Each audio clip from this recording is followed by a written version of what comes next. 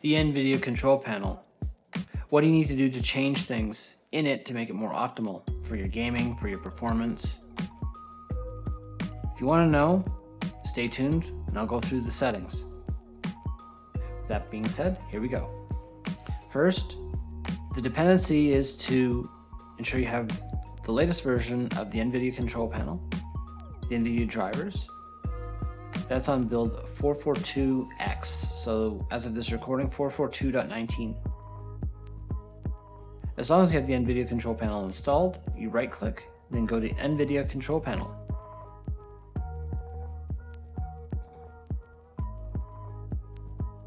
In this setting here, the first thing you're going to do is you're going to go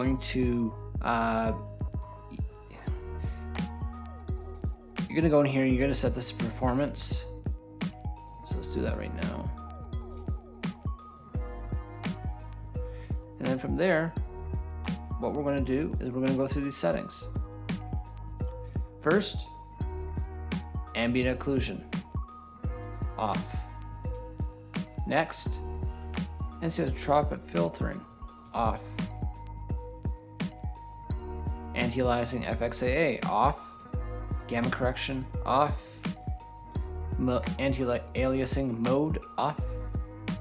And by that, these two become grayed out. From there, you can leave this set to all for the CUDA GPUs unless you get a SLI setup. DSR factors off, which means the next option is off. Low latency mode, change that to on. If it was on off or ultra, set it to on. Ultra will only kick in if your video card has nearly reached its limit of capacity in your games. Otherwise, this is like the max pre-render max frames of 1. So apply that. Max frame rate.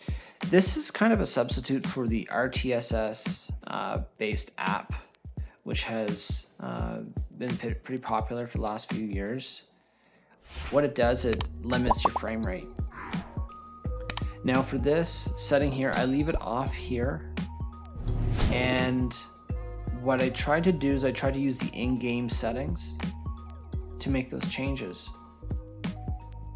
Now for games like Call of Duty, you may want to put this on and set it to your maximum refresh rate. So if you have a 240 Hz monitor, set it to that -3. Why -3? It's to reduce the risk of tearing and delays because it reduces that risk. Okay. And you can read up more on that on blurbusters.com. From there, monitor technology, set this to G-Sync compatible. If you've got a G-Sync compatible monitor, if it's G-Sync or G-Sync Ultimate, you would want to set it to that. Otherwise, either this option is not available or it'll be disabled. MFAA, leave it off. OpenGL rendering GPU, set this to auto select. Now, if you have more than one graphics card, this is where you'd want to select the graphics card you want OpenGL to render on, but auto select for most people should be sufficient. Now, my power management mode is set to custom only because, let me just cancel that, only because I'm using an import from Profile Inspector, which I don't know why NVIDIA doesn't have it in here, but they should. It's set to what's called persistent performance. So you can either have it set to persistent performance or preferred maximum performance. So for the purpose of this video, I'll just leave it at preferred maximum performance. Your preferred refresh rate, set it to highest available. Shader cache on. There's some controversy about this one. Some people say that if it's off and you've got a fast enough SSD or NVMe drive, you know, it takes the tax off the video card. I don't really see much of a difference between either or. And you know, in most cases, your video card's not going to fully utilize all your RAM unless it's maybe in the cases if it's like if you've got a 2060 or a 1650 card, you may want to have this set to off and use caching on your SSD or NVMe. If I've got a 2080 Ti, so I'm just going to leave it on to use whatever RAM I've got. Next setting, for texture filtering, I've got it set to on, allow, high performance, trilinear optimization. I set this to on. Note, if you do set this to quality, then this becomes off. Threaded optimization, I'm experimenting with this one. I have it set to off, but perhaps in games like COD, you may want to go to your program settings and change that to on for that. Triple buffering, I set this to off. Vertical sync, I have this set to off. And VR, I have this at the default of 1 and then off. Now the reason why I have this set to off, virtual sync off, is because I am going to be limiting my frame rate. That way I don't get into the event of tearing. If I didn't set it, then G-Sync plus V-Sync is probably a better way to go.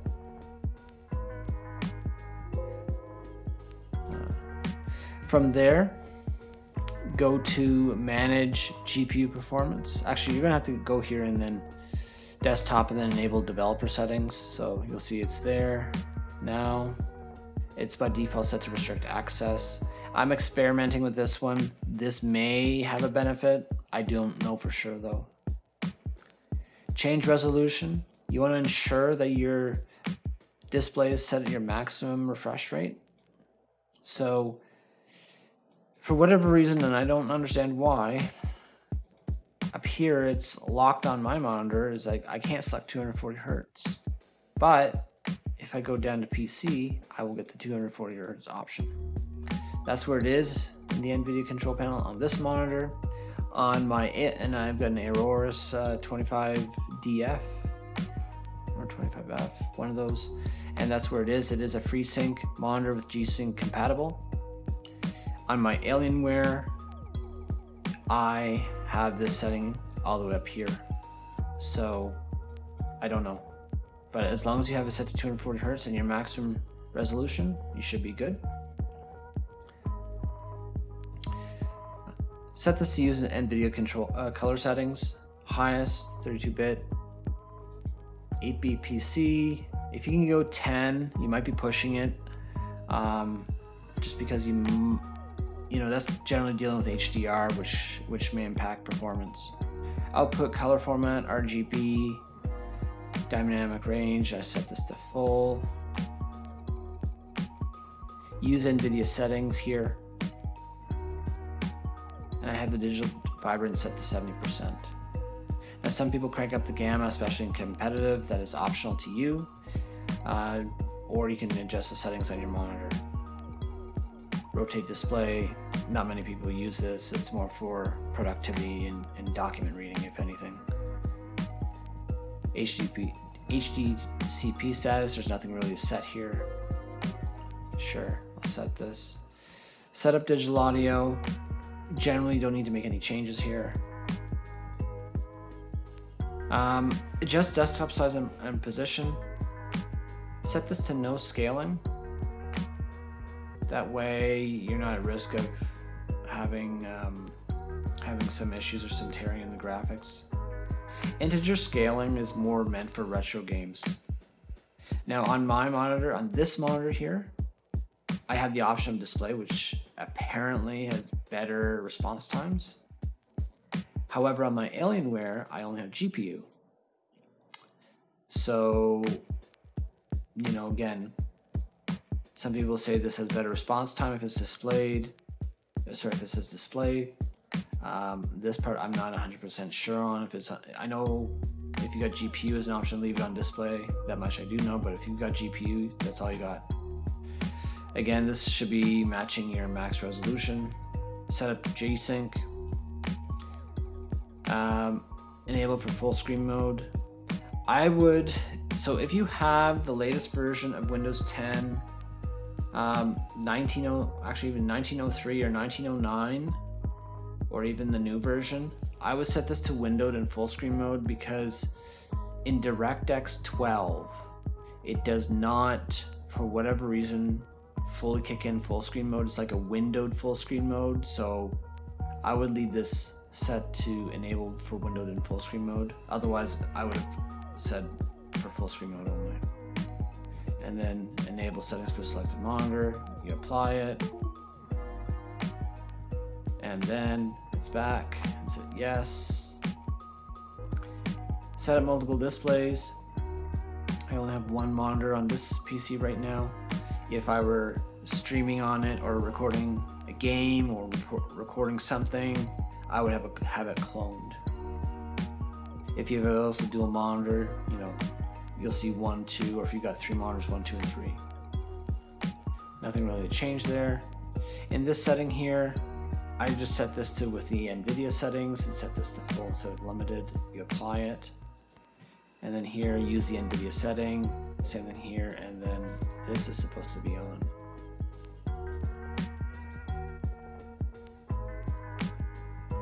And that's basically it. Now, if you got to do some tweaks for some games as an example, let's say you wanted to tweak. Let's just use an app for now. But you can also find your game in here if you go add and then click on the drop down arrow. But let's say you have a game that if I use COD and you have COD selected, then you would go in here and set this to on. And then you would apply it. So if we go on, you get the apply.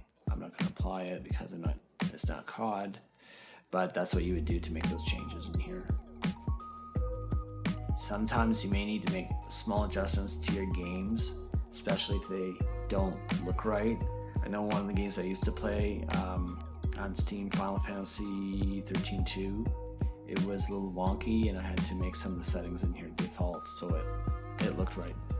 Although by making those changes it actually slowed down the game, but that's a game issue. But with that being said, that's pretty much it. Tinkering around the control panel. And there you go. So with that being said, I hope you liked this video. If you liked it, leave a like. If you want to see more of these videos, hit the subscribe button and comment below. What did you like best about this video? Do you have any suggestions on future videos? Let me know. With that being said, have a good one, and until then, take care.